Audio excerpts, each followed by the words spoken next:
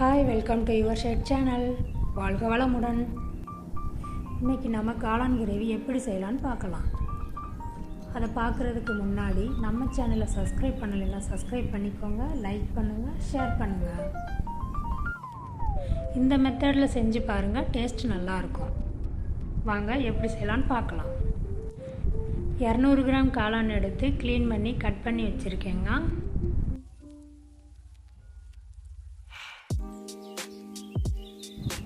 இப்போ ஒரு பாத்திரத்தை அடுப்பில் வச்சு சூடு பண்ணி 1 ஸ்பூன் எண்ணெய் விட்டுக்கோங்க.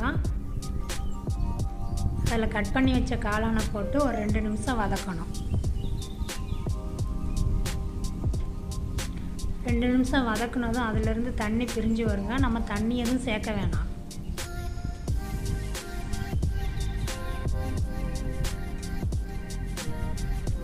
மூடி வச்சு 2 நிமிஷம் கழித்து பார்ப்போங்க.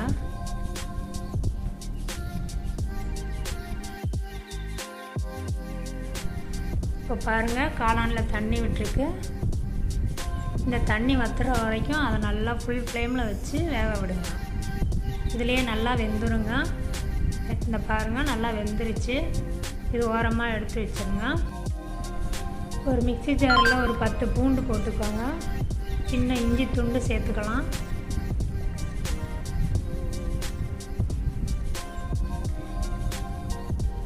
இதில் சின்ன வெங்காயத்தை உரித்து 200 கிராமுக்கு சேர்த்துருக்கேங்க. இதை நல்லா பேஸ்ட்டாக அரைச்சிக்கலாம். நல்லா அரைச்சிக்கிடுவோம். பாருங்கள், இந்த அளவுக்கு பேஸ்ட் இருக்கணும். இப்போ ஒரு சட்டியில் 3 ஸ்பூன் எண்ணெய் விட்டுருக்கேன். அதில் 1 ஸ்பூன் சீரகம் சேர்த்து பொரிய விட்டுருவோம். அது கொஞ்சம் பொரிஞ்சதும் அரைச்சி வச்ச வெங்காய பேஸ்ட்டு அதில் சேர்த்துக்கலாம். அது நல்லா வதங்கட்டுங்க. அது வதங்கினதுக்கப்புறம் ஒரு தக்காளி, ஒரு பச்சை மிளகா சேர்த்துக்கலாம். அதுவும் நல்லா வதங்கட்டும். இது கூட மல்லித்தூள், மிளகாத்தூள் 2 ஸ்பூனு, சீரகத்தூள், கரம் மசாலா 1 ஸ்பூன் சேர்த்துக்கலாம். இதுவும் சேர்ந்து நல்லா வதங்கட்டும். ஒரு கைப்பிடி மல்லிச்செடி கட் பண்ணி சேர்த்துக்கலாம். உப்பு சேர்த்துக்கலாம். சேர்ந்து வதங்கட்டுங்க. அது கொஞ்சம் எண்ணெய் பிரிஞ்சு வரும். பாருங்கள், எண்ணெய் பிரிஞ்சு வந்திருக்கு. இப்போ தண்ணி சேர்த்துக்கலாம்.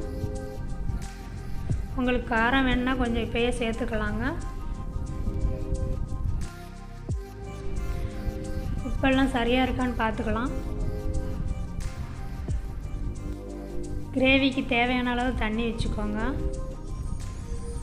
கொஞ்சம் நல்லா வதங்கட்டும்.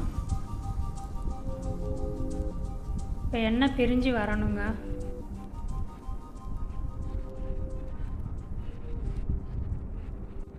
ஒரு 5 நிமிஷத்துலேயே எண்ணெய் பிரிஞ்சு வந்துடுங்க.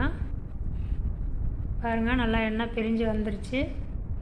இப்போ நம்ம வேக வச்சுருந்த காளானை இதோட சேர்த்துக்கலாம். இது ஒரு 5 நிமிஷம் வெந்தாலே போதுங்க. ஏற்கனவே நல்லா வெந்துருச்சு. அவ்வளோதாங்க, நம்ம காளான் கிரேவி ரெடி ஆயிடுச்சு.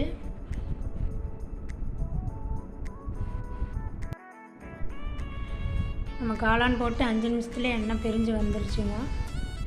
இது வேறு ஒரு பாத்திரத்தில் மாற்றி வச்சுக்கலாம். பாருங்கள்,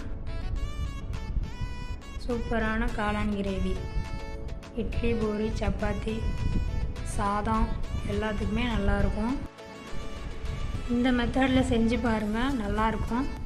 செஞ்சு பார்த்துட்டு கமெண்ட் பண்ணுங்கள், லைக் பண்ணுங்கள், ஷேர் பண்ணுங்கள். அடுத்த வீடியோவில் பார்க்கலாம்.